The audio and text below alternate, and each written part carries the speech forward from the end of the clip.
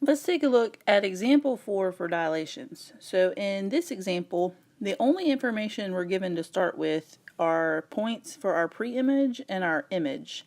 So let's try to figure out from those points what would have been the algebraic rule. So I'm going to zoom in for a second on the table. So given -4 and -2, we want to think about something had to be multiplied by -4 to give us -6. And then that same number had to be multiplied by -2, sorry about that, to give us -3. So let's set up two little equations to help us figure that out. So -4 times a scale factor we'll just call x.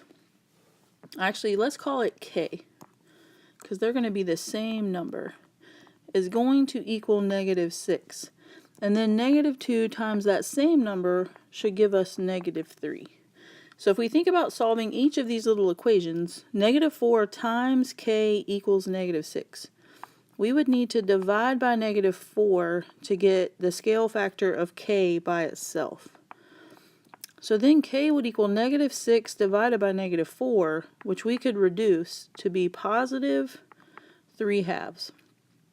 And then the same number should occur for that second equation, so let's just double check. -2 times k equals -3. We would need to divide both sides by -2 to solve for k. And then that would give us a +3/2. So this is our scale factor for sure. So let's go back and put that into play. So if we say our scale factor is 3/2, then that should work to multiply our x's by 3/2 and our y's by 3/2 to get the values in our table. So if we have -3 times 3/2, that should equal -4.5, which it does. And then 1 times 3/2 does equal 1.5, and so on. So 0 times 3/2 is 0, and then 1 times 3/2 is 1.5. And 1 times 3/2 and -2 times 3/2 do equal 1.5 and -3. So then, from the table, why don't we go ahead to our graph. So let's see. I'm going to grab my black pen for just a second to put in some coordinates, or some axes. So the x-axis and my y-axis, I'm going to put slightly to the right to fit these points nicely. Let me try that one more time. Oop. Let's see. That looks a little better. Okay, so now let's graph like we normally do with the pre-image in blue. So I'm going to graph A, B, C, and D first in blue. So -4, -2 is point A. So let's go -4, -2, and put point A. B is at -3, 1. C is at 0, 1. And D is at 1, -2. So it looks like a trapezoid. Let me try to draw some of those lines a little bit straighter for you. Alright, so now I'm going to graph the image points in green. So for these, there's some decimals involved. So don't get freaked out by the decimals. You just have to go, it looks like, to half of a box for some of them.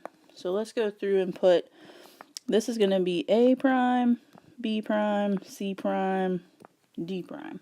So -6, -3 is A prime. So let's go left 6 and down 3. Alright, that wasn't too bad. Then B prime is at -4.5, +1.5. So let's go -4.5 and +1.5 is about right there. B prime. C prime is at 0 and then 1.5 up. So that's C prime. And D prime is at 1.5, -3. It's about right there. So then we can connect these points, and it should appear that our image is 3/2 or 1.5 times the size of the pre-image, which was in blue. Okay, so we just need 2 more parts of our problem, which we've already done part of it in our table. We figured out the algebraic rule already, so for every point in our pre-image, x and y, we would need to multiply by 3/2 in order to get the dilation factor of 3/2 for our image. Now let's just write that out in words and we'll be all finished. So let's call this, just to be on the safe side, quadrilateral ABCD. So let's say given quadrilateral ABCD with A at -4, -2, B at -3, 1, C at 0, 1, and D at 1, -2. We're going to dilate quadrilateral ABCD by a factor of 3/2.